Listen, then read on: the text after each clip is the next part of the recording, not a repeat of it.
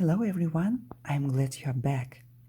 Today we will read the second chapter of the book by Daisy Meadows, which is called, the book is called Debbie the Duckling Fairy. Chapter 2, Creatures in the Clouds. And this gorgeous bookmark will help us. Hooray! I found you! The little fairy cheered. She looped the loop over the nosy ducklings, who flapped their fluffy wings and quacked even more loudly. Her wings gleamed in the sunshine as she hovered in front of the girls.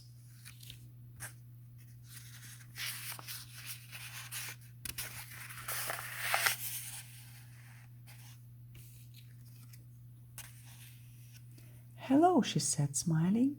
I'm Debbie, the Duckling Fairy. Debbie had ruffled light brown hair with blonde tips and sparkling amber eyes. She was wearing a green t-shirt and a pair of blue shorts, and her gold necklace shone in the sunshine. I'm Rachel, and this is Kirsty, said Rachel.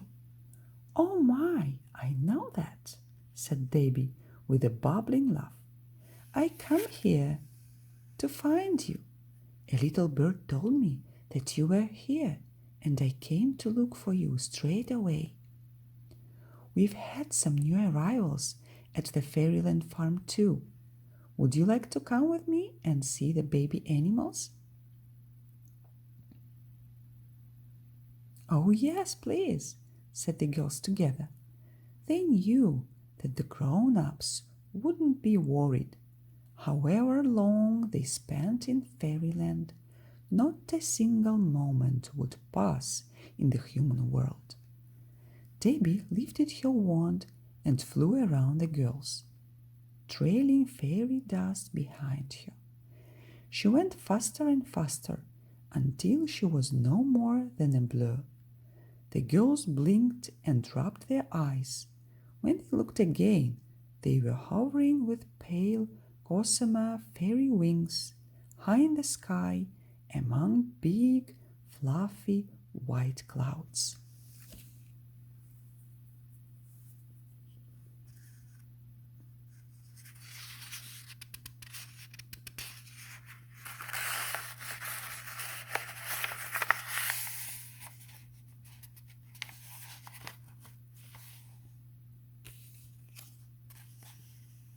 I'm so excited that you are here, said Debbie, who was hovering beside them. Welcome to the fluttering Fairyland farm. Rachel and Kirsty had to rub their eyes again. In front of them, a large green field was floating in mid-air. In the far corner was a little cream-colored farmhouse with a red roof and green shutters on the windows. Next to the farmhouse, a round pond gleamed in the sunshine. There was a barn with a curved roof and stalls with space for 3 ponies inside.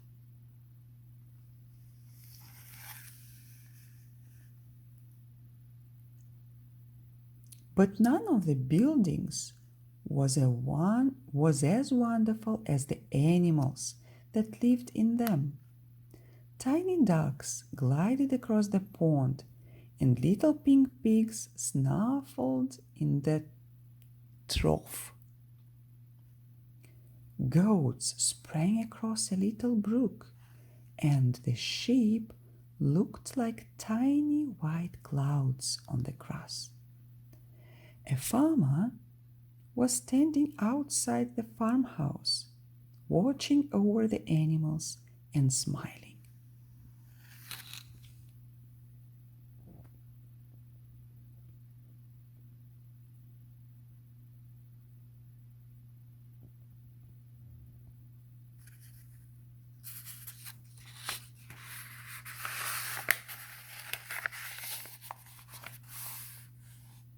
That's Francis, the Fairyland farmer, Debbie explained, waving to him. And there are the other baby farm animal fairies. 3 other fairies were playing with the farm animals. Debbie called to them, and they zoomed up from the magical farm at once. "Welcome," they said, gathering around their visitors and smiling. "We are so pleased you could come. I'd like you to meet Elodie, the lamb fairy, Penelope, the foal fairy, and Billy, the baby goat fairy," said Debbie. "Together we take care of the baby animals that are born each year with the help of our magical baby animals. Come and meet Francis," said Elodie in a gentle voice. Rachel and Kirsty flew down with the other fairies and landed beside Francis. He was wearing a yellow waistcoat and a checked hat, and he smiled from ear to ear when he looked at Rachel and Kirsty. "I'm very proud to welcome you here at last," he said. "I've heard a lot about you from the fairies."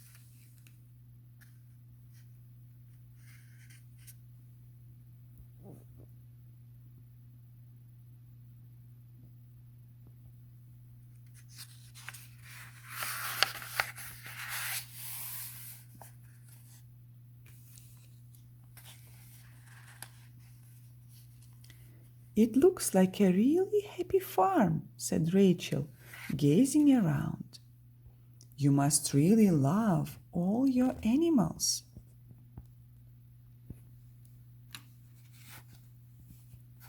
Francis nodded.